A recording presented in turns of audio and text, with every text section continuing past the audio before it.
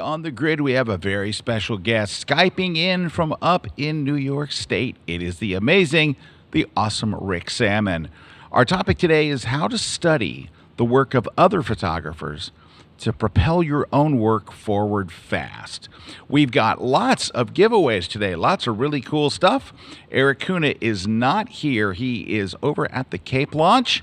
So I am on the grid set all to myself, safe and sound. And it all starts in just 60 seconds.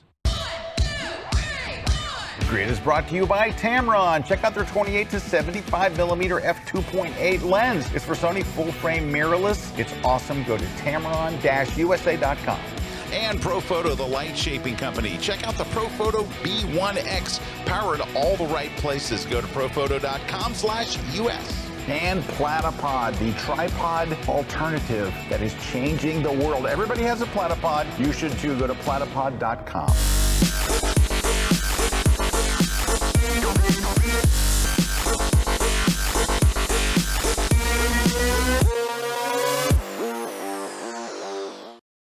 Everybody, and welcome to the grid. Scott Kelby here, and my co-host, as I mentioned, Mr. Kuna, is over at the Cape for the big launch today. And do we know if the launch is coming off? Anybody have any idea?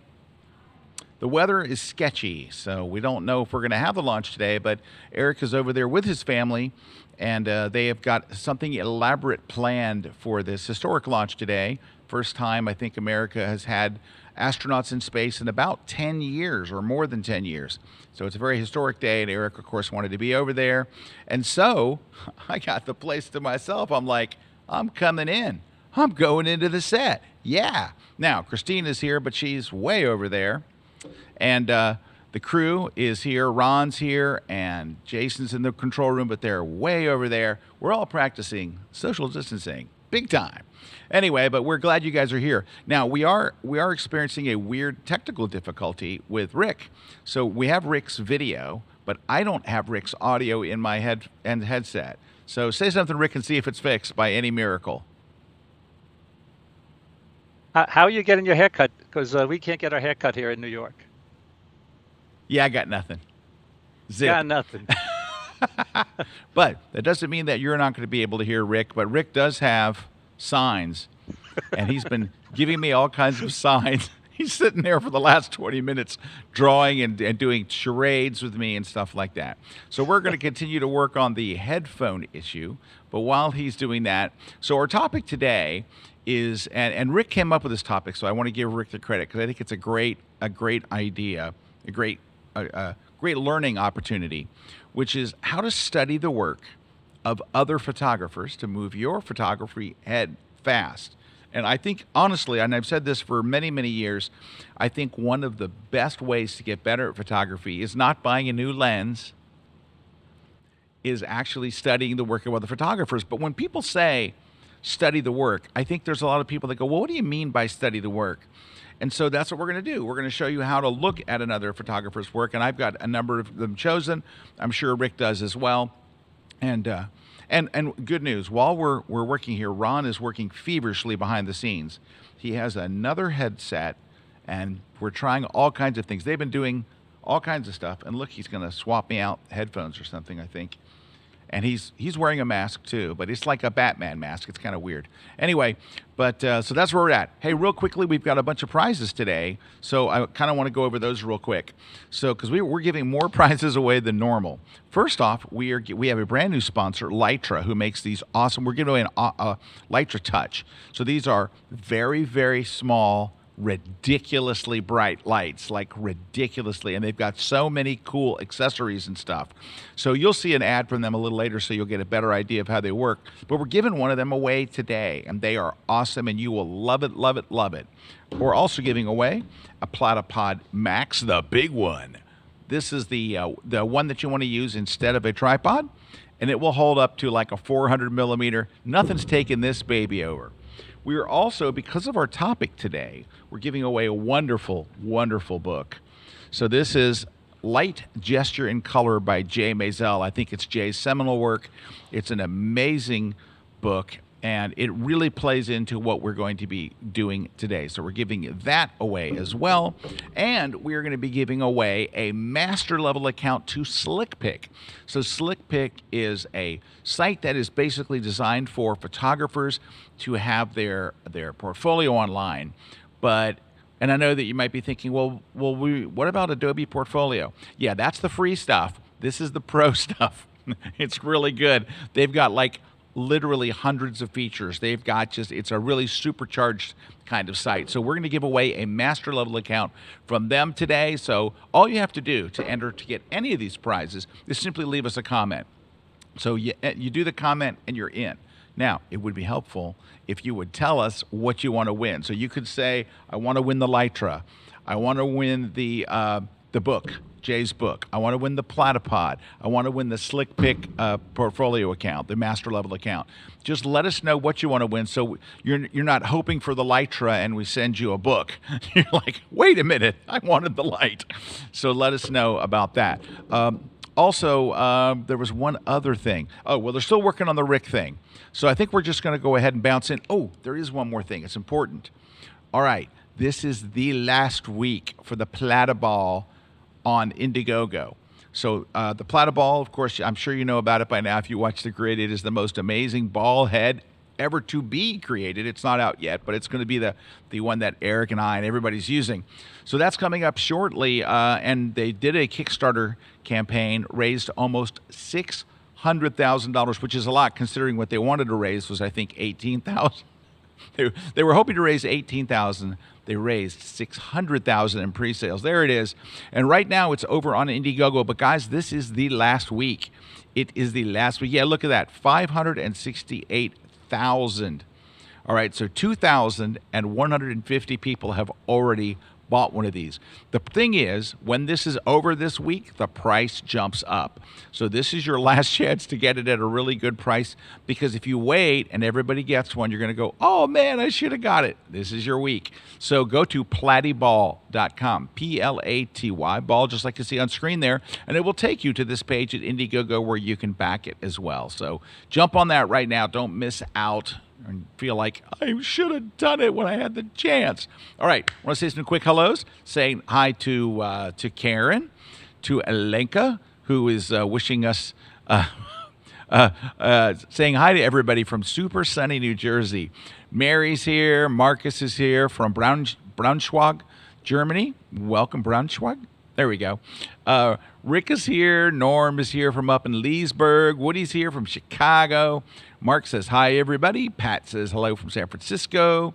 Trailhawk says, good afternoon from Southern California. And Monica is here from Malmo, Sweden. I've actually been to Malmo, Sweden. What a beautiful town, right across from Copenhagen. So right across the world's most expensive toll bridge from Copenhagen. It's like $45. I've out blacked out. Anyway, glad to have you guys here. I'm going to take this off until I can hear, if we hear Rick.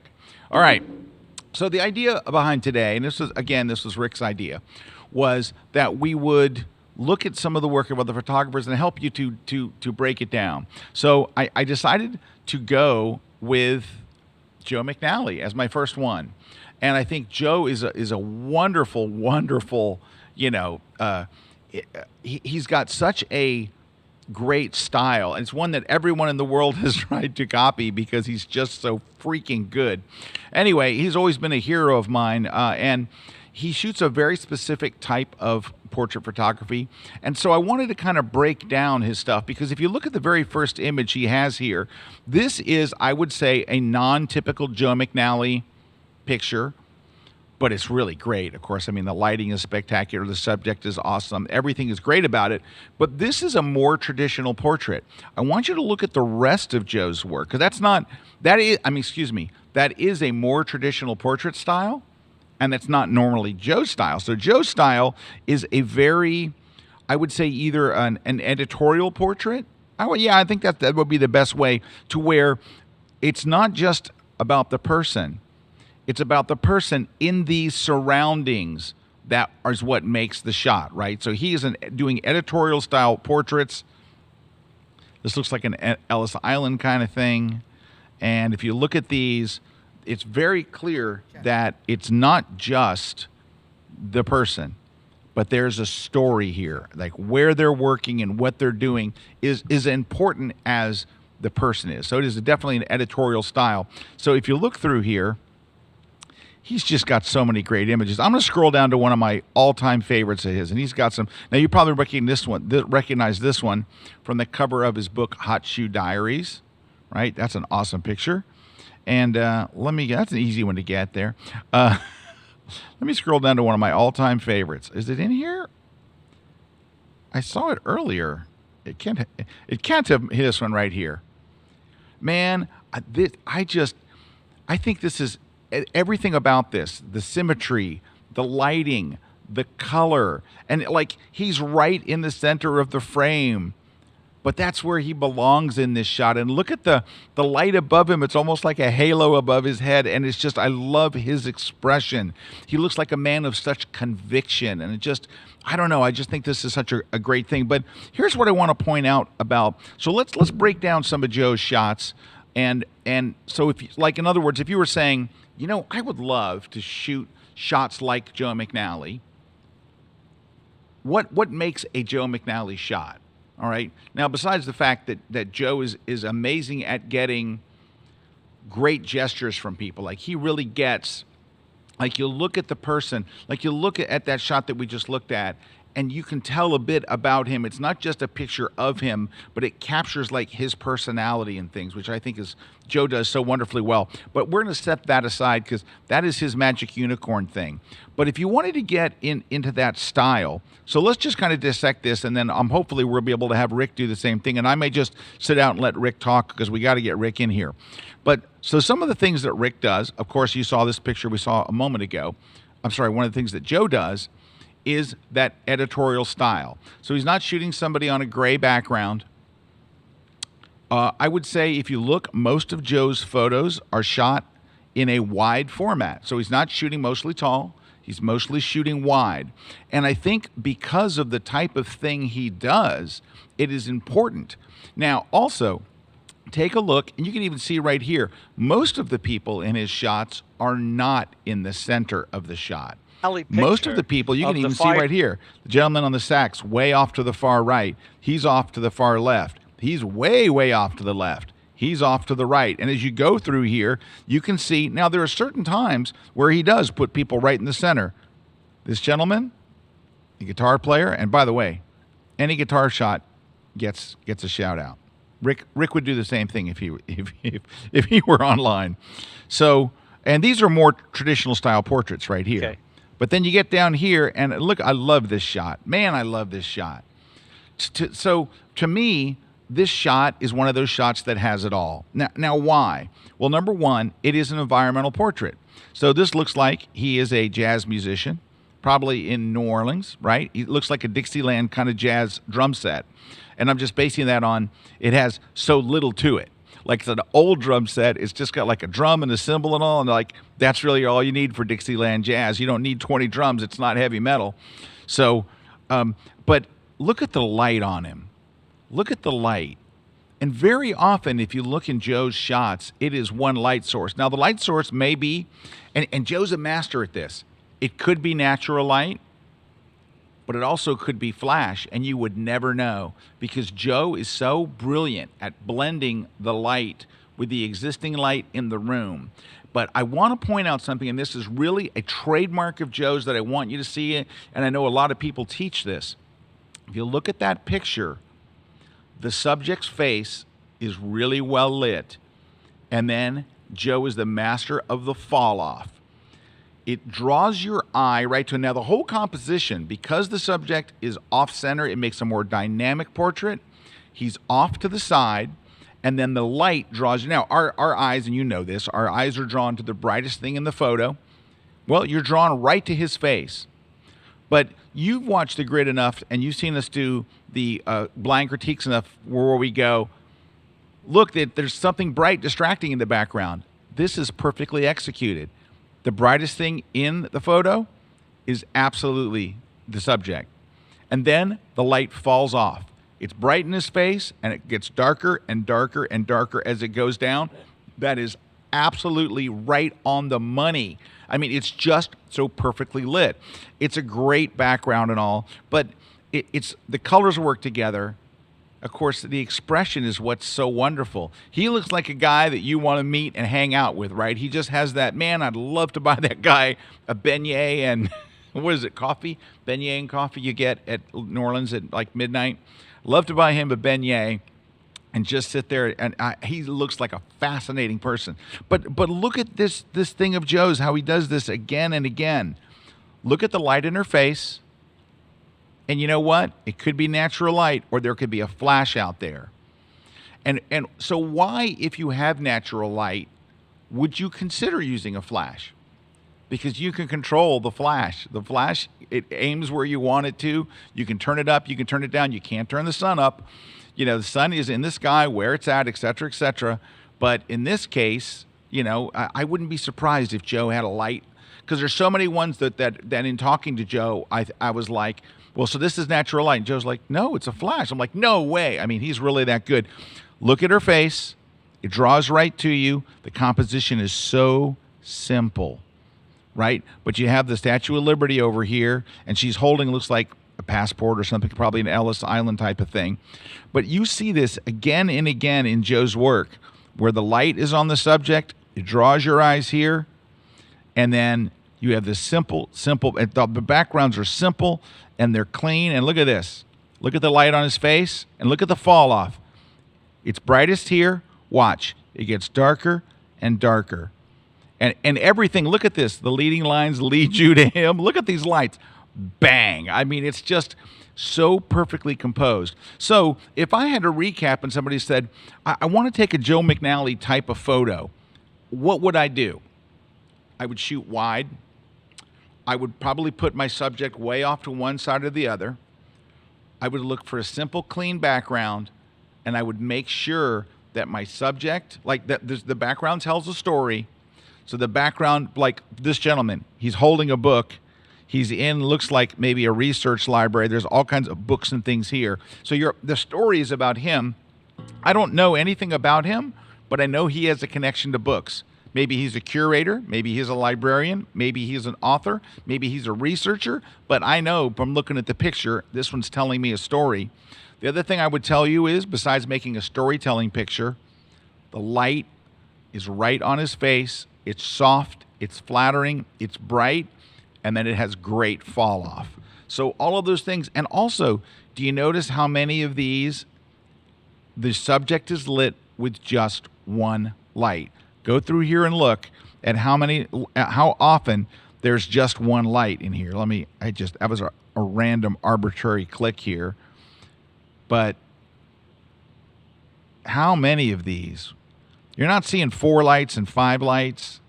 Now, Joe may have a light that you don't see lighting the background. I'm talking about what's lighting the subject. And again, look, her face is the brightest thing. It goes right there. And so that's how I would break something like this down. I mean, he has so many great portraits that are so amazing. And by the way, just let me jump over to his athletes. His athletes are great. And take a look at the fall off. Look at the light. It falls off and then it goes down. It's right on the money. I mean, everything he does, of course, I mean, that's why he's Joe McNally, right? But even here, the light's bright on their face and then it goes down. This looks like multiple light sources. But all of these, they're just so well done. Look at this, right? The light is on his face, and we've got nice fall off. There's your light and the fall off. He's not lighting their body. He's not lighting the ground. He's letting the light fall off naturally, and that is a Joe McNally trademark. So that's just to kind of get us going here. I have some more that I want to go through with you and kind of break those down, but I also want Rick to be able to, especially since this is in, breaking news, the rocket launch was scrubbed.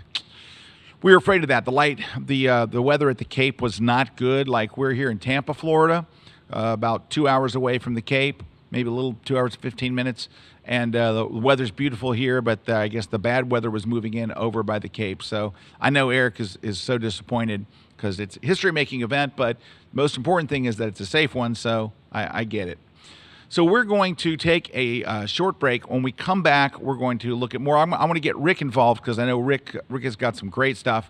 So when we come back, even if I can't hear Rick, you'll be able to hear Rick. So stick around. We got lots of goodies and fun stuff. I'm going to pull up a picture that Rick wants to use for the next one as well. So stick around. We'll be right back here live on the grid. Don't go away. Bonjour, mesdames et messieurs. My name is Serge Romney. I'm a French photographer living in Los Angeles, California. And I'm a fine art photographer. And 10 years ago, my whole career started with having a portfolio. Now I got 7 books with a German publisher called 10 Hours, and my work is in the Yellow Corner network with over 85 galleries around the world. But I got discovered because I had an amazing portfolio. I use SlickPick as a technology for my portfolio. They have been around since 2010, helping photographers to get their photos out there. SlickPick is so easy to use, and it is really just for photographers. Some amazing names are switching their portfolio over to SlickPick, like people like Daniel Corden, who's one of the most followed landscape photographers on the planet. But the reason I'm so excited about this is for a limited time only, a number of limited seats, you can get somebody, a professional, draw and design your portfolio. All you have to do is get the master plan, and you're gonna get it at 50% for life if you're a Kelby One member.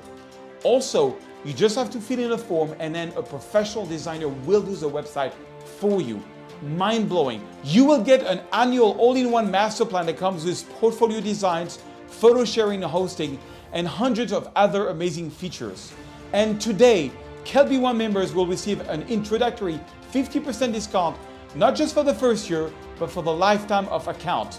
Just go to slickpick.com/KelbyOne to claim your spot. Would you believe us if we told you that you could fit studio lighting in your pocket? Well, Lytra has made it possible.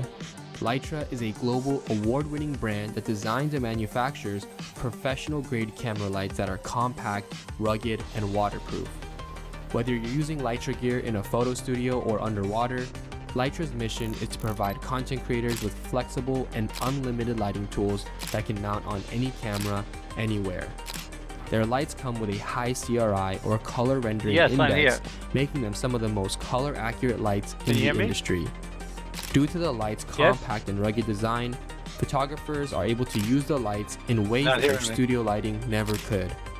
Lytra has also made multiple lighting accessories available to fit your every need as a creator. Whether you're shooting portraits, nailing a product shot, or even flying your drone, they have got you covered. Lytra enables photographers and filmmakers to focus on their craft and create something beautiful. What will you create?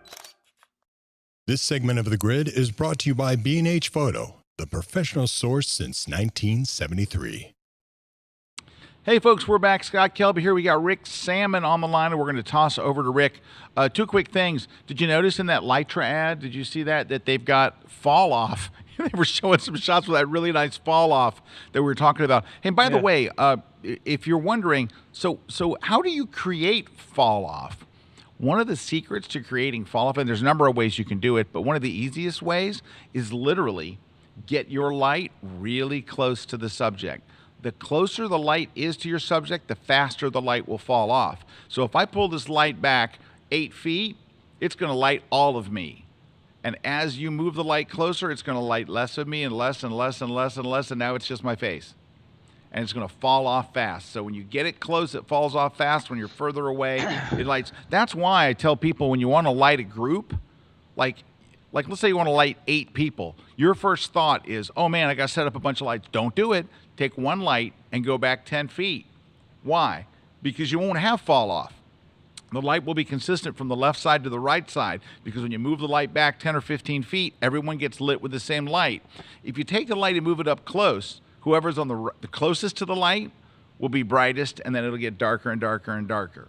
So that's why we move it back for group shots. But when you want to create real quick fall off, get that light really, really close to your subject, and the light will fall off very, very fast. All right, we have Rick on the line, and although I won't be able to hear Rick, I can see Rick, and really, that's all a person needs is to see Rick. But I brought an image up that Rick asked to work on, so I'm going to turn it over to you, Rick.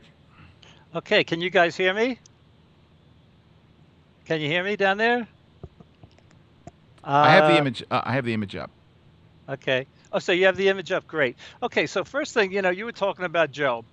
That's an amazing picture. So before we came on, we were talking about, Ansel Adams said that a lot of pictures are looked at, they're not looked into. And that's what you were doing when you were speaking. You were saying, let's look into this picture.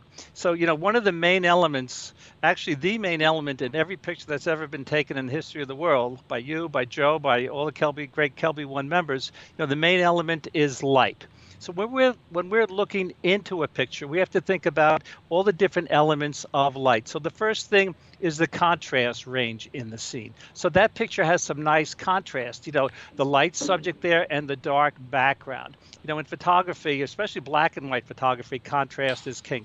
So the first thing I look for when I'm looking into a picture for inspiration or for taking one or playing around in Photoshop or Lightroom is the contrast range. The second thing I look for is the direction of light. So we see the direction of light, coming from his left, our right. So we're seeing the direction of light. The next thing we have to see is the color of light. This has a nice warm feeling. So far we've talked about the contrast, the direction, and the color.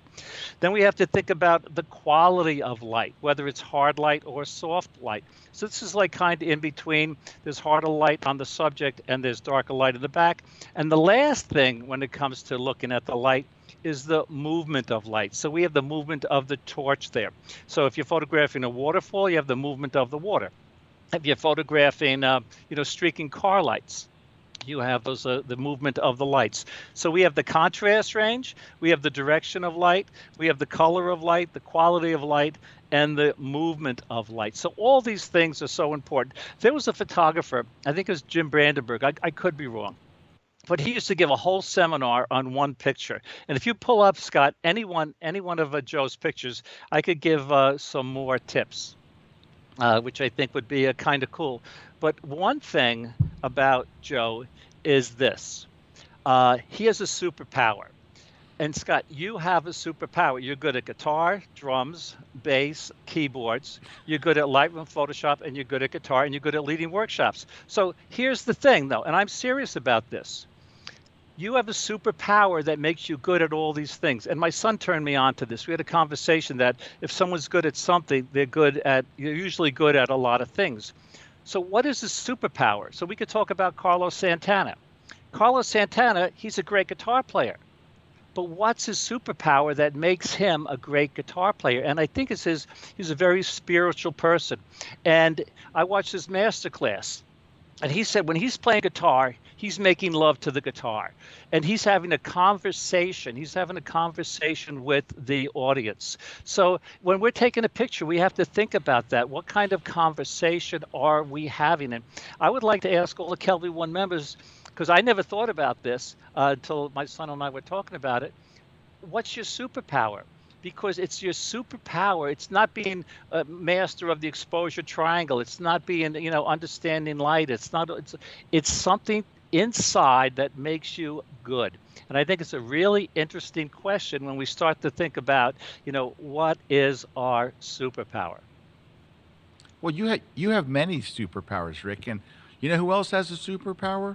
Ron, because he fixed my headset. Oh, Rockin' good. Ron has a superpower, and I'm back with you. Well, I am so glad to be talking with you. And if I could follow up on the superpower, who's the first superhero that comes to mind? Spider-Man. Okay.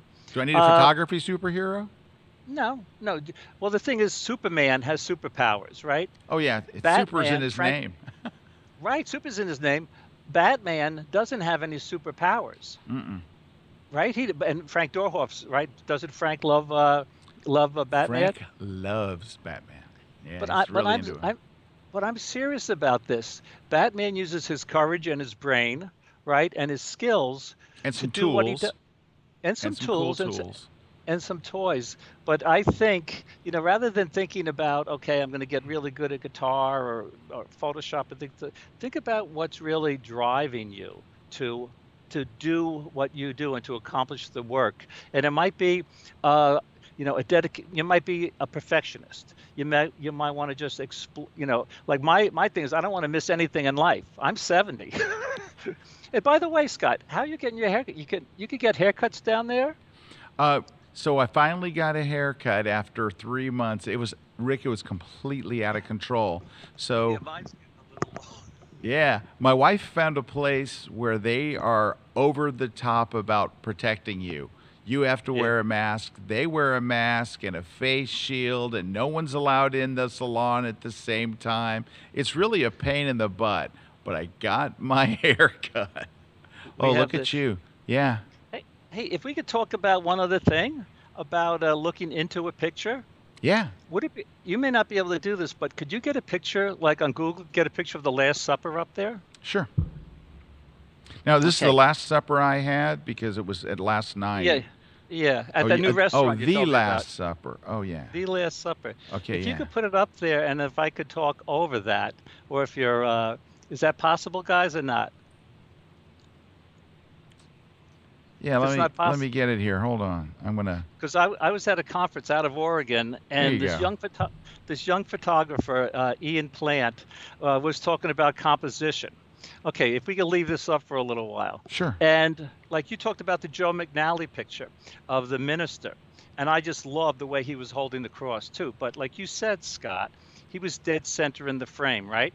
So at the end of Ian's presentation, he says, here's one of the best examples where the main subject is in the center of the frame. So after he said that, I really started to analyze this. So in other words, if we really look at this, all of the subjects, like in Joe's picture, the picture of the runners, you said there were like multiple lights. All the faces are evenly lit here. The walls here and the ceiling, they're creating this great sense of depth. In photography, we want the main subject, and you saw this in Joe's pictures. I think he even said it, that the head is isolated from the busy background. So the head is isolated from the busy background. You talked about the gesture. Joe McNally, talks about, look at the gesture of all the apostles.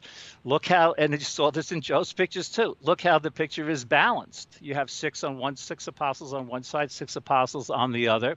And, if you look closely, there's a spilled salt shaker there, which is a symbol for some people of bad luck. So what I'm saying is, with this picture, and we can move on to other things, is that if we really study a picture, we live in a world of pixel peepers, right? We zoom in, we want to find out how much grain, how much noise we have at 400% or greater, and all this other stuff. But I've said it so many times, I even hesitated to say it again, but my father said that, if a picture's so boring that you notice the noise, it's a boring picture. And then, no, it is, right? And It's then a I great talk saying. about, Yeah. yeah, my father, it was a great saying. And if you look at Sunday in the Park with George, right? It's pointillism, right? There's a million dots in it. So I think it's really important to think about the conversation. And one other thing about Joe's pictures, they have a sense of mystery to them. And I don't know who said this. I've been trying to find out. I Googled, I couldn't find it. And someone said that of course, like all these other rules, break this rule all the time. It's just something to keep in mind. And the expression is, when you destroy the mystery of the picture, you destroy the picture. So the photographer who said that liked to create a sense of mystery, like the fire dancer on the beach has a sense of mystery. The woman in Ellis Island, a mystery. What is she holding? Why is she looking out the window? So thinking about having this conversation like Santana does with his guitar, like Joe does, like you do. And when we were in China, when you were teaching, the pictures that we were taking, we're not thinking, we're thinking technical, but all this, like Santana doesn't think about what notes he's playing, right? He's thinking about the feeling. So I think this is what we have to do. Think about what our pictures are saying. And one of the things I like to do is I suggest that try to write a caption for a picture. And if you can't write a caption, maybe the picture's not saying anything.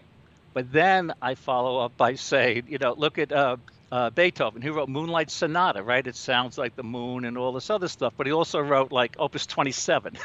So he didn't really have a caption for it. But thinking about what our pictures say and not, is everything in focus, or we do want the bokeh effect. I think that's the important thing. Yeah. Very good, Rick. Thank you. All right. You're Well, most welcome. Well, you're going to thank you stick for- around. You're sticking around. All right, because we got more. All right, now we You can mean talk to each other too. for more years, or sticking around on the show? Yeah, stick around on the show, but more years too. All right, coming up next, we are going to look at some other photographers. Rick and I are going to try to help you through the process of figuring out how those were done and how you can make similar images. So stick around. We'll be right back. Is the tripod dead? Sure, a tripod works for basic shots, but who wants to be basic? You don't need basic, you need blockbuster. And that's a job for a platypod. The platypod is your go-anywhere, do-anything flat tripod base. Its compact design helps you discover unique angles that you could never reach with a typical tripod. So, whether you're bringing up baby, driving Miss Daisy, or with your beasts of the southern wild, you can capture big-budget footage and stills for a fraction of the time and money. So go ahead, shoot the next Rocky or Birdman. Or on the waterfront, the platypod is equipped to grip uneven surfaces and hang from just about anything. When tripods go low, the platypod goes lower. Its flat base reaches the lowest possible angle, resulting in truly inventive shots that can't be replicated with traditional equipment. And if you feel like adding a dramatic overhead angle, the platypod has you covered. Just strap it or screw it in, and you're ready to go within minutes. The platypod is constructed from aircraft-grade aluminum and titanium. Yeah, the stuff Air Force One is made of. So it's durable enough to travel with you from Chinatown to Casablanca and everywhere in between. If you only take the tripod, the story ends. You wake up the next morning with nothing but basic footage. Or you could take the platypod to a museum, or on an elevator, or strap it to a tree, or hanging on a bench at church, or put it on the ground and get incredible blockbuster footage. Who are we kidding? You should totally take the platypod. The tripod is not dead, but it needs a sidekick, the platypod.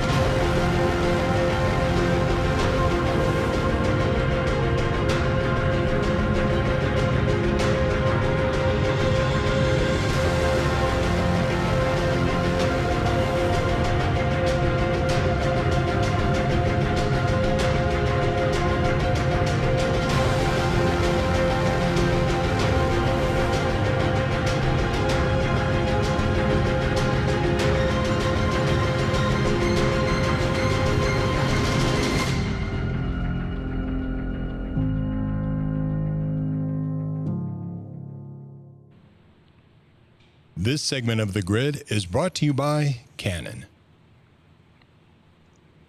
Welcome back, everybody. Scott Kelby here with Rick Sammon, joining us from his palatial estate in upstate New York.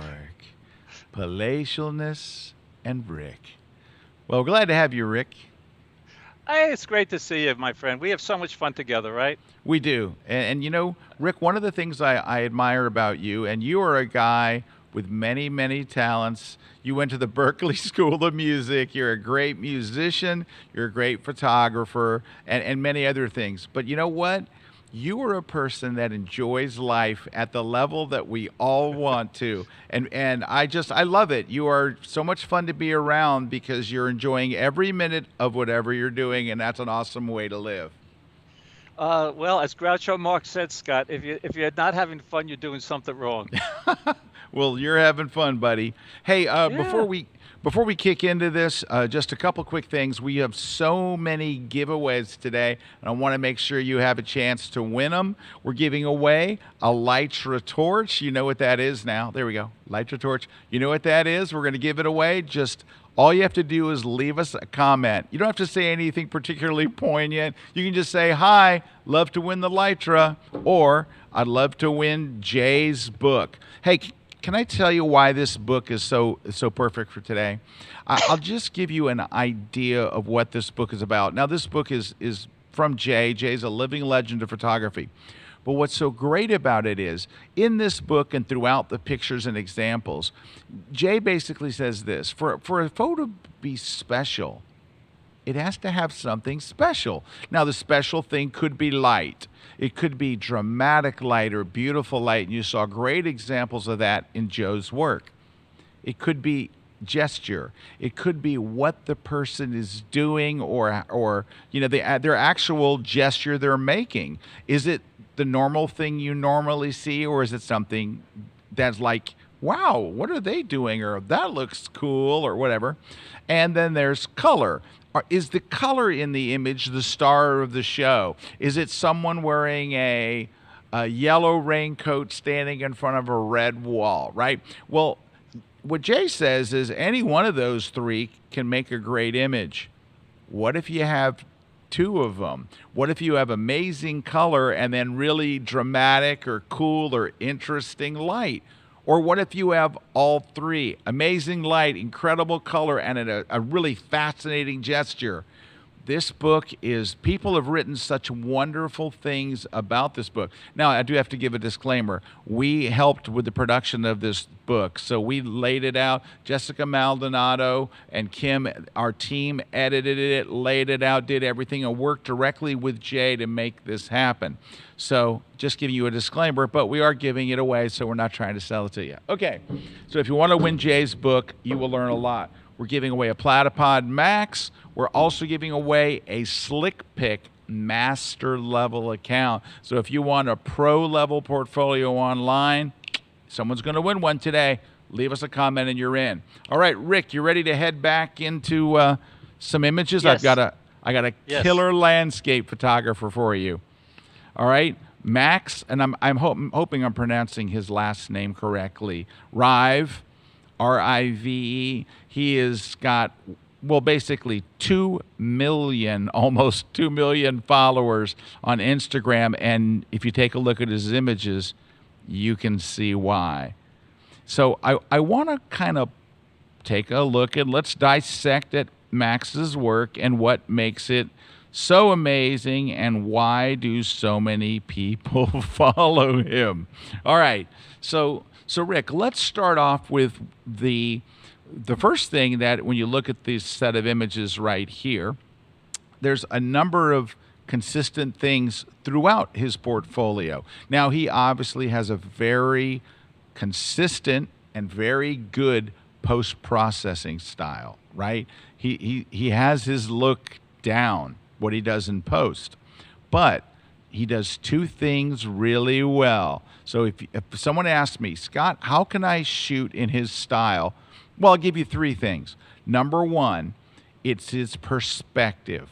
He does very low. So take a look at these shots. All right. He does a very low perspective and a very high perspective. So he's shooting from either altitude or way down low right on the ground. So when you went to your landscape and you said, okay, I'm in front of this beautiful landscape, how can I take a shot like Max? I would say, well, one thing to consider is you're either going up high or you're going down low. So that would be one. The next thing is, notice how much he uses water. Water is a key aspect in everything he does. So, and they're long exposures, some longer than others, but you can see from the water and from the clouds, you have a lot of long exposures and just a lot of really just neat stuff. The other thing that he does, and this is big, he shows you places you don't see all the time.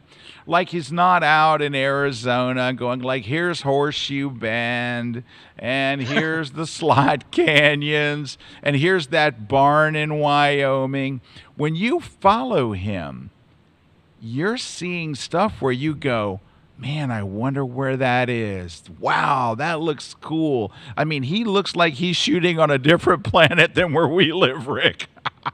Yeah, I think so. Now, another thing that he does is very often he has people in his shots. Look here, or other objects to show scale. So look at these, right? Oh my gosh. These pictures are ridiculous. They All look right. like paintings. Yeah, they do. Now, he's got a very unique post-processing style, which fits his stuff really, really well. Also, he has a lot of atmospheric stuff in his photos. For example, you've got these windswept clouds, you've got the light beams, you have a lot of foggy, misty, you got beams over here, you got sunbeams, but there's a lot of fog and mist and clouds throughout his work. So Yes. those things, and also look how colorful his stuff is. His work is very vibrant. And you might say, well, these colors are awfully vibrant. I mean, I don't know if this is really, really? Who cares? Everybody loves it. Photographers will be critical and go, oh, well, this stuff's too vibrant. It's just not for me. And I'd go, yeah, you got 1.9 million followers on Instagram. Here's the thing. People love vibrant images. Rick, Peter Lick, right? The guy Right, with in all Vegas, the, yes. right? The giant, yeah. Well, yeah, he has a giant picture of the Phantom, right, in the Slot Canyons, right? Yeah. And everyone loves that picture. He makes these big prints. But you know what? To break down everything you said with the tip is you said that he's either down low or up high. Yep. So one of my tips is, yeah, and you've seen this on workshops. People get their they get the tripod, set it up. It's like cemented in ground, and they shoot. At So eye what level. I say, at eye level. So I say use your camera like a drone. I used to say use your camera like a spaceship. And the lower you are to the ground, the more the person's going to feel as though he or she is in the picture. So one is use your camera like a spaceship. You talked about the blurred water. Well, what he's doing, he's taking the reality out of the scene. And Ansel Adams took out the reality when he took out the color. So when we remove some of the color from the scene, we remove some of the reality. And when we remove some of the reality, our pictures can look a little more artistic, a little more creative. So he's removing that reality by creating that soft water effect. We don't really see it like that.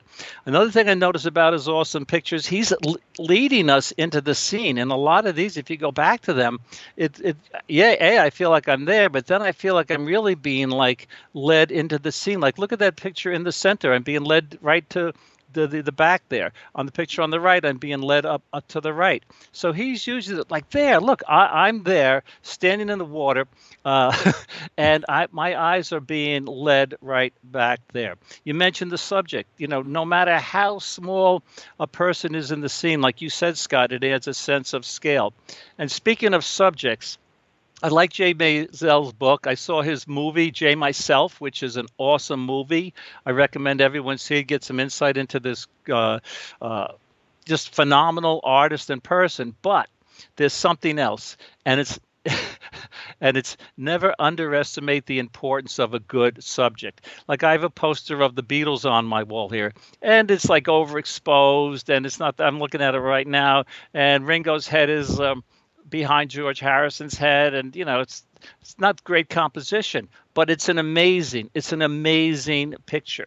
So I think, you know, like I was thinking when you were talking about, you did a shoot, a safari shoot, Yeah. in Tampa, right? And you had this beautiful model, right? Yep. And that model was gorgeous. Well, guess what? If I were there with my stress that's caused by not playing enough bass guitar shirt, I don't think the picture would have been as good. So I think disagree, Rick. I think it would have been every bit. You in a safari outfit? Come on. Well, You can't miss. But I'm serious. Never underestimate the importance of a good subject. This is why people, when you did that shoot that I saw recently in the theater down in Tampa, right? You had professional models, right? Well, So it was a ballerina. It was a ballerina, professional ballerina. She was a real ballerina, like not a model ballerina. She was a straight up, Right. big time ballerina. Yeah. Right. So it's the subject. So I think that's really important. And for those landscape pictures, I'm sure, you know, I have what I call my one picture promise. I don't know have we talked about that on the show? We have, but let's do it again. It's a great thing. Yeah, what my one picture promises is this, that if you're in a situation and if you say to yourself, I can only take one picture, meaning what's the best lens, what's the best exposure, what are the best camera settings, what's the best angle, what's the best camera height, what can I pre-visualizing like Ansel Adams did, what can I do, in he did use a wet darkroom, in the digital darkroom. I say, if you say that to yourself, if I could only take one picture, what would that one picture be? My promise is that you'll get a higher percentage of creative pictures, fewer outtakes, and you won't. And I think you'll feel more creative. So I'm sure that landscape photographer and like street shooting, you just go around. But my guess is, talking about the conversation and being thoughtful.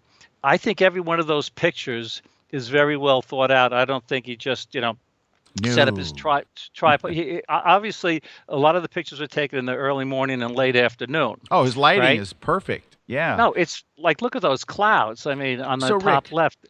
I'm glad you mentioned that, because that is something I didn't talk about, and it is a theme throughout his photos are taken in beautiful, flattering, late light. Day, right before sunset, right after sunrise, or right before sunrise. Yeah. Beautiful light, photo after photo. There's no 2:00 in the afternoon, Right. Look how low the sun is in the sky here. Look at the color on the mountains. Look at how low the light was there. Oh, I lost him. There we go. Another expression is the sign of a true professional is making a hard job look easy.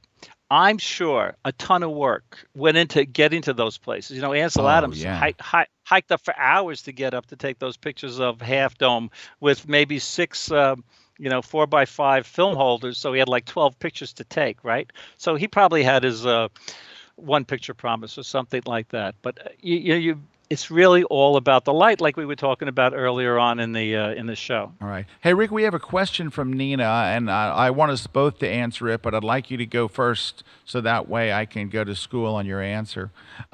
Nina asks, how do either you or Rick develop a photo style? So I think what Nina's asking is, how do you, obviously Max has a style. Joe McNally has a very defined style. How do you develop a style, Rick? Well, I don't have a style. I tell people when they say, hey, Rick, what's your specialty? I say, it sounds funny, but it's true. My specialty is not specializing. So I don't really feel like I have a style like Santana. He has one style, but you could have many styles because he could play jazz, he could play blues, he could play rock, as you can. So, I think it's good for some people to try to develop a style. But for me, I haven't in my music or my photography, I haven't developed a style. But I think if you, like that photographer, has a very distinctive style and it works. And I have friends like Jonathan and Angela Scott, the Big Cat people. Their specialty, their style is photographing animals and the Masai Mara as they see them, right? They're not using a lot of different, fancy processing techniques. So their style is reality. And I would say maybe my style is close to reality. I don't know if you could call that a style, but that's what I do. And I think you could do anything, right? So I don't know if you have a style. Well, I think when you have a style is when other people recognize your photos. Like when someone goes, oh, that's a Joe McNally. Like you can pick a Joe shot out of a thing. And I have a particular post-processing style that I do, and it falls across whether I'm doing travel or interiors or whatever or landscapes. It just kind of looks like me because I just do the same thing again and again. But that is an important part of this. Let's look at Max's work real quick on screen again. All right. So although these are very different locations, they all look the same. Now, I will tell you, a part of that is just what I said. He processes his images in a very consistent way. Like he would say, his style is high contrast, dramatic light, very vibrant colors. It's like he has a look that even if they're different locations, they look the same. He also applies some sort of softening effect to everything. Maybe it's an Orton effect or something, but he has a very defined style. Now, to go back to Nina's thing. So, Nina, here's what I would tell you to do, and I think Rick, as a musician, would echo what I'm going to say. So, when you're learning music, when you're learning to be a guitar player, right? You go and you copy Carlos Santana's solos. You learn them note by note. And so I would learn, I'm not a Santana guy. I like him. I think he's phenomenal, but he's not one of my guys that I after because he's just so good. I have to choose people further down the food chain. So I'm more likely to be like Neil Sean from Journey or somebody, But anyway, but you learn their solos note for note. And you're thinking, well, what good that? You're ripping off these guys? You're ripping off Joe Perry from Aerosmith? What do you think you're going to get the job in Aerosmith? No. Like, oh, I like this kind of lick. I like this kind of sound. I like this kind of good. And you learn all these different Stevie Ray Vaughan. Out of knowing all of those, you're 6 different landscape photographers. And you say, I like Max's stuff. I like the way he has that soft Orton look, and I like the way he composes his images, and I'm going to try that for a while. And what'll happen is you're taking all these little bits from these photographers, and you're copying their work, and you're going to the same places, and all of a sudden, your own style, photographically, compositionally, post-processing, it grows out of that. Our goal in copying other photographers is to learn their techniques, but we're not going to be the next Joe McNally. Joe has things we can't copy. He has that superpower stuff that we're not going to be able to copy. So even if we set up and we follow all of those things, I put my subject to the right, I got an interesting background, I'm going to light it this way, I'm going to have the contrast and the drama and all. It's not going to be a Joe McNally shot. It's going to be your shot in the style of Joe McNally.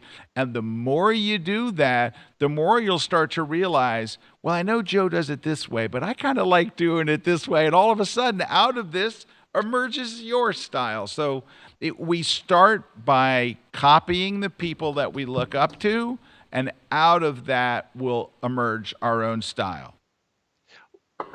Well, following up on that, can you hear me? Yeah.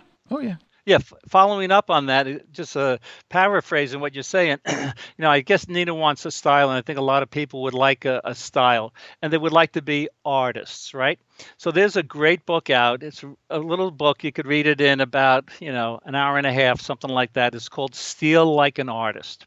It's a wonderful book, and it starts out with a quote, and this relates to your copying the guitar solos. It starts out with a quote by Salvador Dali, and the quote is this, something like this. It says, "Those who do not want to imitate anything create nothing."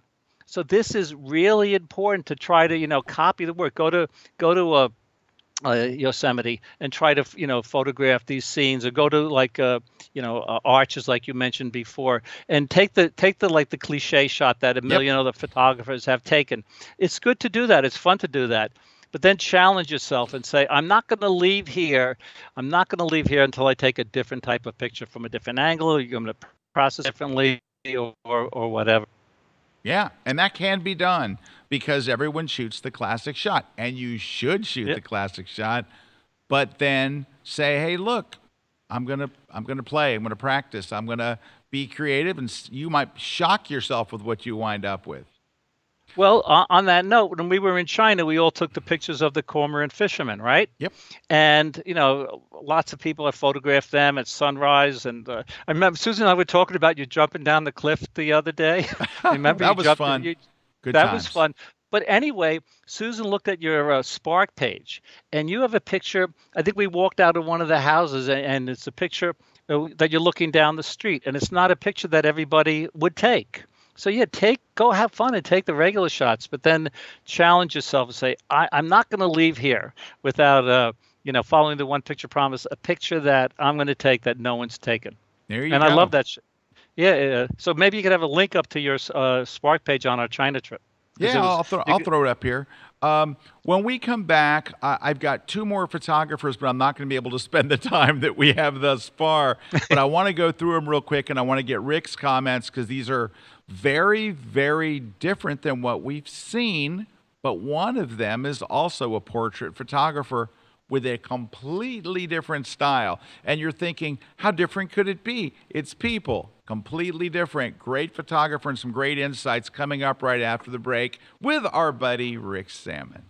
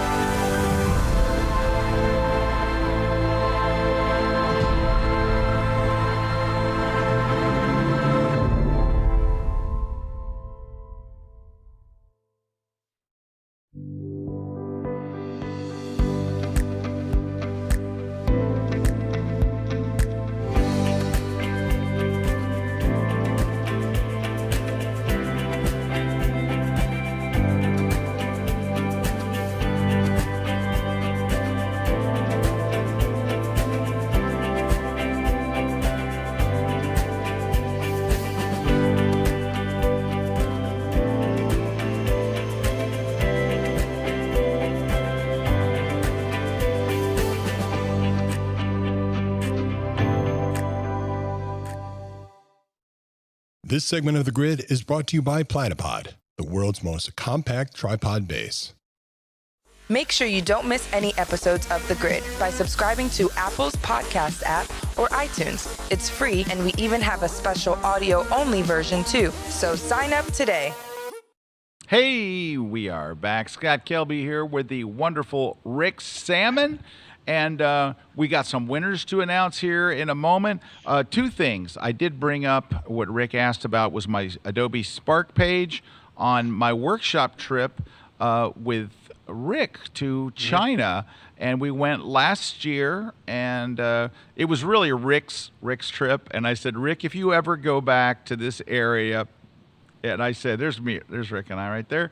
And I said, please let me go with you. I'll do a workshop with you. And we had a great group of folks. And here's what we really went to get is these fishermen, great guys and wonderful subjects, and a scary trip out to go. They're not like right by the side of the road waiting for you. It's a raft trip and a hike, and crazy things happen to us, but Rick is the most fun guy to go on a workshop with. Rick just has so much fun and stuff.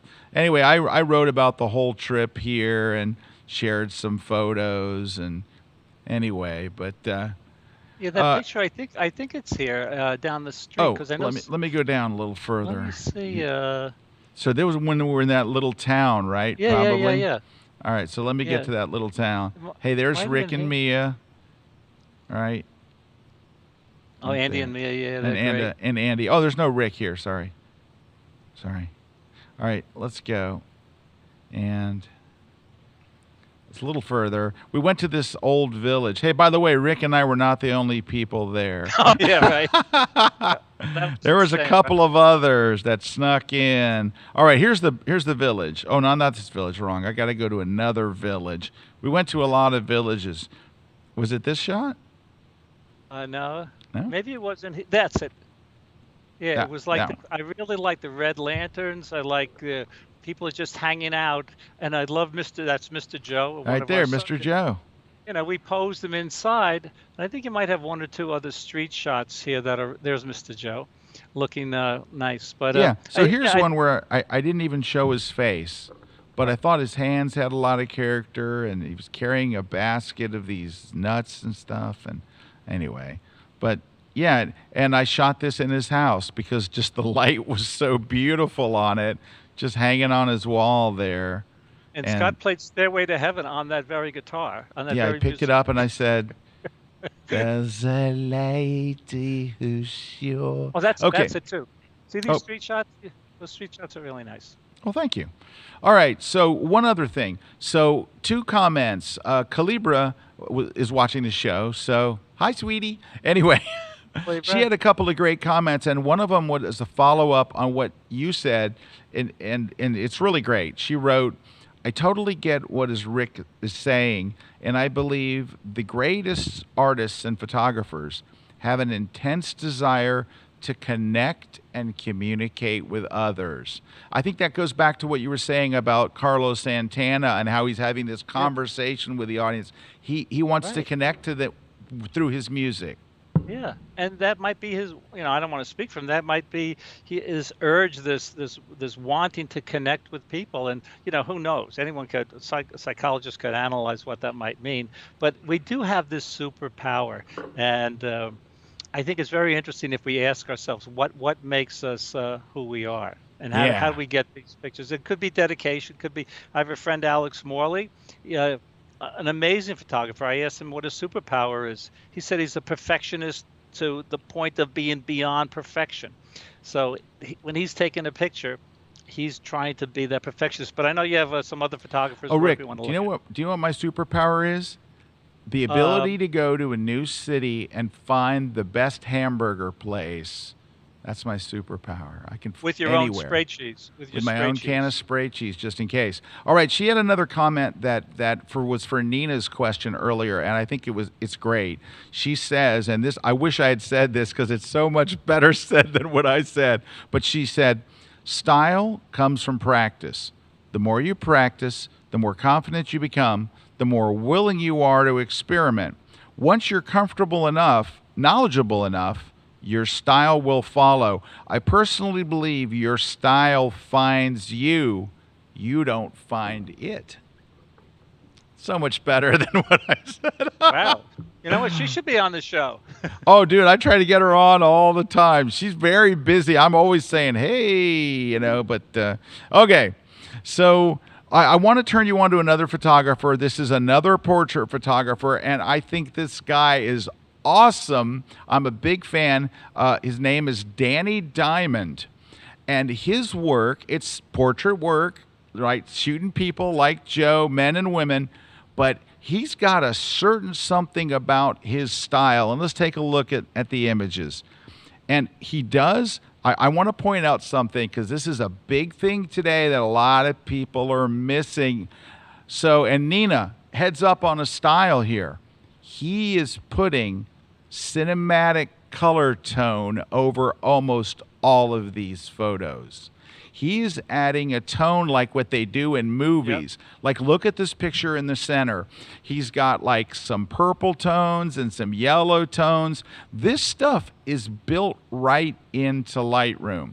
Now, Lightroom has all of these one-click color profiles that not enough people are using, but Danny uses them really well. Now, there are other ways to get these. I mean, you can create your own using Adobe Premiere and bring them into Lightroom or Camera Raw. You can use curves. You can use split toning. There's a bunch of ways to get these. But I actually talk about this in my current seminar because all of these have these tones, and these are so many great shots. He has a great style. It's a very fresh look. It's a very interesting subjects. But you notice it's not fashion because they're not wearing these wild outfits and all that stuff. It's very lifestyle portrait-y, but at that next level, right? It's like look at this shot here. It's very clean. The post-processing is on the money. And there's that color tone, that cinematic tone that's over everything he does. So what do you think, Rick? Are you familiar with Danny's work? I'm not familiar with the work of this great photographer, but if we go back to those what I noticed about there is, there's an expression, another expression, I forgot who said it, and the expression is that the camera looks both ways. In picturing the subject, we're picturing a part of ourselves, meaning the mood, the feeling, the emotion, the body language, everything that we're doing is reflected in our subjects. Another way to say that is that we're a mirror. So the energy that he's projecting and his desire to connect with the subject, picture on the top left. Everyone watching this on the grid thinks that person, don't know if she's a professional model, is looking right at the camera. Same thing with the picture in the middle. Same thing with all the pictures. Well, not the bottom one now, but the girl in the glasses. Yep. And we were talking about this before, that if we could just enlarge this, the one with the girl with the glasses on the right. There we go. I mean, the cinematic look is great. The eyes, we have catchlight. She has blue eyes. With the whites of the eyes may have been lightened a little, dodged a little. But this is such a natural look. A sweater. I'm wearing a T-shirt and the neck is sagging. Susan always says, don't go on camera if they're wearing a T-shirt with the neck sagging. This is a real picture. Because of the connection, this is the first thing we see. Now, we could go in technically and say, there's a line going through her head in the background. It's going down to the left. But I was struggling to find, something that it's not even what's wrong with the picture. I guess what I'm trying to say is it's so good that all these rules that we follow about, composition and lighting, it's more about the conversation. It's more about the connection. And I really feel like that woman is looking right at me. And also, we talked about using your camera like a spaceship or a drone. I think if we could go through some of the other pictures, when you see eye to eye and shoot eye to eye, the person looking at the photograph identifies more with the subject than if you're looking up or you're looking down. So a lot of these pictures, I think, are taken at maybe that one in the middle, the girl with the white. This one right here. Oops, sorry, I hit the wrong one. A little bit below, maybe a little bit below eye level, gives a model a greater sense of power. But I mean, he's connecting with the subjects, and this is what I think about when I photograph someone, that the camera is really looking both ways. Yep. All right. Well, one thing I would tell you if you were trying to get this look is, number one is, oh gosh, I lost it again. There he is. Hang on. All right. Here's what I would tell you if someone said, hey, I want to shoot like Danny. All right, one thing I would tell you is, number one, look at the composition.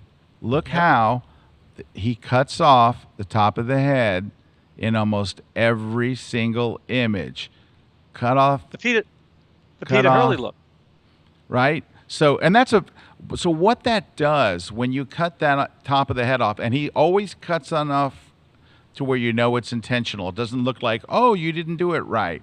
What he's doing is he's bringing the subject closer to you, is making a more intimate portrait, and it's helping with that connection that Rick is talking about, right? There is great connection, but part of that is because you're closer than you would normally be. I mean, you're in very tight, and everybody is connecting. Also, beautiful light. It's almost all natural light. It's soft. It's flattering. And then he's got really good post-processing. I mean, he teaches post-processing. He teaches it online. So he has things, I think, on f-stoppers and stuff where he talks about how he does his retouching. And you can see up here, he's working on a tablet with Photoshop open and lots of layers going on there. But anyway, I think he's got a great style and just a great look all the way around. And just he's really doing it right. And they're simple. He's not setting up a bunch of lights. He's not doing a bunch of crazy stuff. But also, Rick, he's very careful about who his subjects are.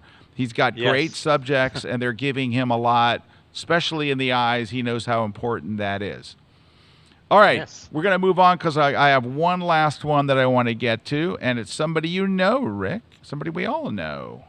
Give me 1 second to type it in here. You want to guess? What type of work? Well, you can guess either the type of work or whatever. Frank Dorhoff. Not Frank Dorhoff. Frank is great. This is not a portrait person. Okay. All right. It is. Take a look on screen.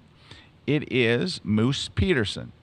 So Moose shoots many things. He's probably he made his name as a wildlife photographer, but now he's an aviation photographer. But the reason why I wanted to point out Moose is for a couple of reasons. Number one is he shoots airplanes, and he shoots primarily warbirds, so planes from World War II, primarily. Now, he does some commercial planes and some general aviation planes and stuff. But Moose does so many things that give him his style and that are right.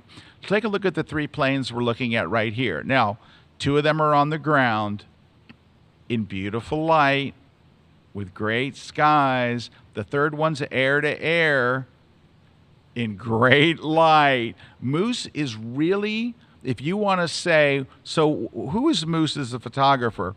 Well, he has great composition, but he is so aware and tuned in to light. He's shooting these planes in beautiful light, and you don't always get to see these planes in beautiful light. Now, he has other things in here. He's got, landscapes and different things, and he's got a couple biplanes in here. But look at the light. Look at the beautiful light on this air-to-air shot over here. Great color, the way the yellow wings are against the bluish background.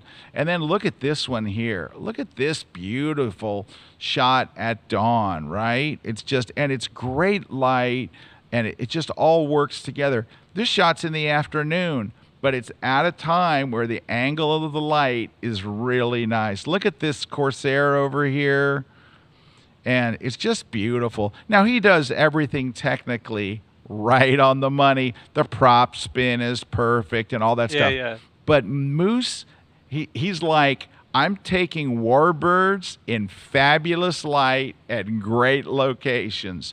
And that's what you see throughout his work, is all of these great shots in great light.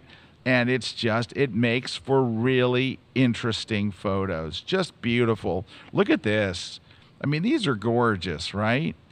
And so people buy and license Moose's work all over the place because he has these beautiful shots of beautiful planes. Look at this one. It's like it's from a movie. But the lighting, it's great. The composition. Go ahead, Rick. No, he has a book out, right, on the warbirds. Oh yeah. He's got a book on shooting planes, right? Yeah. I wish I had thought to bring one. We could have given one away. We have them here, but yeah, he's got a wonderful book. I think it's the best one you've ever seen on aviation photography. There's nothing like it.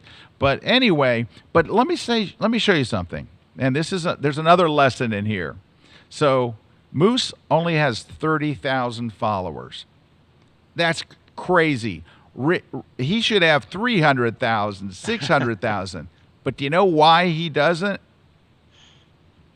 Because there's a picture of a moose, and there's a picture of a cemetery, and then there's a landscape picture, and then there's the Blue Angels. And so you have all these. Let me get it back up here. It just shot out of here.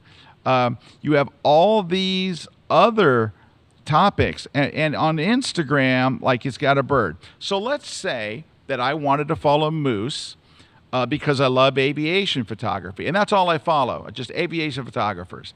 When I see this picture come up of the bird, I can't hit unfollow fast enough because I'm like, why is there a bird in here? You know, so the quality of Moose's work is 600,000, but the organization of his Instagram page is 30,000.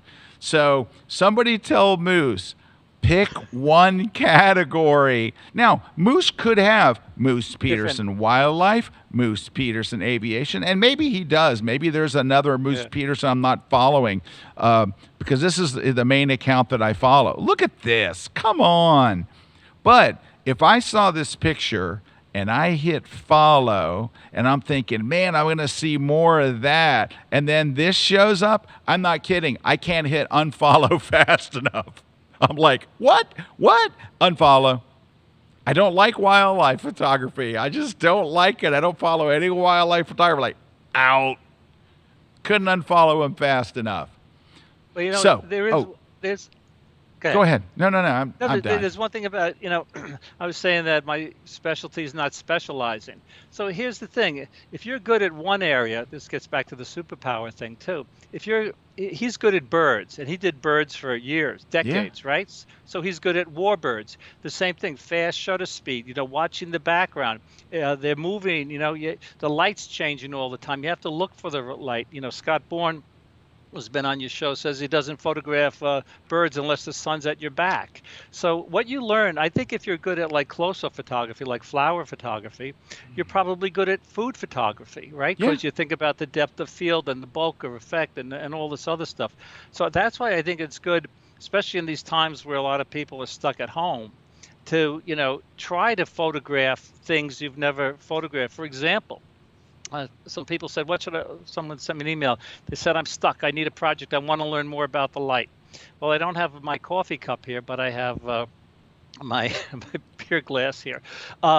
Anyway, I said, in the morning, put tea in there, right? And hold it by a window and shoot backlit. And watch that the steam's going to come up. It's going to look totally different than if it's front lit and if it's side lit. So this gets back to what I was talking about when we first started, learning how to see the contrast, learning how to see the light, the contrast ranges, seeing the direction, the quality, the movement, and all this other stuff. So this is a good project actually to do. Get that coffee cup, and I know Calibra loves coffee, right? She does love her coffee. I know that. I see some coffee. So this is a good exercise if you want to learn how to see the light. Then when you go to Iceland and there's like a waterfall in mist, you can say, oh, I shot from this angle. Or you go to Niagara Falls and you see, the mist, or you're on the boat, on the ship down there. Want to get the light behind me. Yeah. Or the hot light behind the water. So there's a lot of things that we can do learning at home right now. Yeah, you're right. And this is one thing, this is why I thought when you talked to me about this, why it would be such a great topic, because maybe we can't be out shooting, but this is a great time to study the work of the photographers you admire. And this Moose Peterson thing. So I think one of the reasons why Moose is so good at aviation photography is because he loves the planes and he loves the stories and he loves the pilots. I think one of the reasons why Moose is so good at wildlife photography is that he loves the animals. He loves the critters. He's really into them. All I'm hoping, and I pray every night, that Moose Peterson does not decide to get into sports photography or travel photography or portraits. Those are the three genres that I'm shooting. And I'm like, Moose, that aviation's working out good for you. You stay right there. Stay away from that other stuff, because he has the skills to shoot anything. I just hope he doesn't become a football fan. I'm hosed. Anyway, we have got to go. We got to get our winners. And Alec, high five, Alec. Alec says tomorrow is National Hamburger Day. Hey. Oh, yeah. All right. So we got some winners for our prizes here. The winner of the J. Maisel book is Jesse. It looks like Fire Reason. So I may be pronouncing Fire Reason.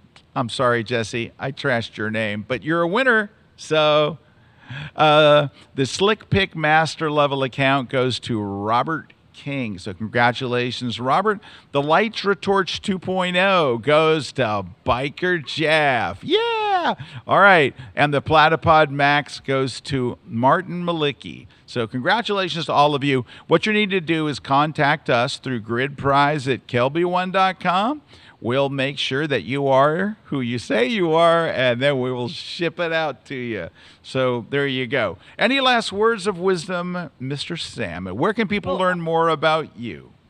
Kelby 1. I have 18 classes there, right? Woo! And we did one together on people. So I really love doing those classes with you guys. ricksammon.com. I have a couple of new books out, and we were talking about the superpower, and I know the show ran a half hour over, and I think one of your superpowers might be, and everyone who was on that China trip or Scott Kelby workshop, I think one of your superpowers is, and Susan says this too, Susan Sammon, that you have boundless energy. You don't get tired. Tom Reese, who might be watching, who was on the China trip. Yeah, Tom's a good guy. Tom's a good guy. Photographer. And he said about you the next day, said, we got up you saw the sunrise pictures. We shot all day and all this other stuff. And so Scott was telling us how to use create a Spark page at 11 o'clock at night. Yeah, there's the class we did together. So anyway, I think having energy and not wanting to miss anything and having fun, all this is like so important. Well, you know what it is? Photography is a blast. I mean, it's just, you know what it is? If you're a storyteller by nature, like you are, like I am, like we are, I think it is an extension of you. Like you're telling your story. Yeah. You write books, I write books. We tell it through written words. We tell it through spoken words. But photography is the genre where we can even be perhaps more creative. We can tell our story through pictures. And then, Rick, we get to show the pictures and tell the story. And sometimes write about them. It's so much fun. If you love to tell stories, photography is the greatest, most fun thing to do. Well, you know what's great about writing books? You know what the best thing about writing a book is? I haven't learned that yet. Here's the best thing. You could talk to people when you're dead. Yeah, I hadn't really thought of that. It's pretty cool. It's pretty creepy as well. Well, Rick, thank you very much for joining us today. So great to have you on the show. As always, you're one of our favorite guests, and it's great to have you here. Thanks for sharing all your wisdom with our viewers. And congratulations to everybody that won a prize. I want to thank my crew here because we kept him here late tonight. Thanks to Christina. Thanks to Rock and Ron, who came out and fixed my headphones, and it was not easy. We found out what the issue was. So when we were doing our Lightroom conference, we basically had to rewire everything. And so because we had this thing where the instructors are interacting live and we're doing live Q&As and stuff, so we had to rewire everything. And then today, Ron ran around and rewired everything else. Also, thanks to Jason in the booth. Thanks to all of our sponsors who make the grid happen. Go buy everything they make multiple times. Anyway, thanks to you guys.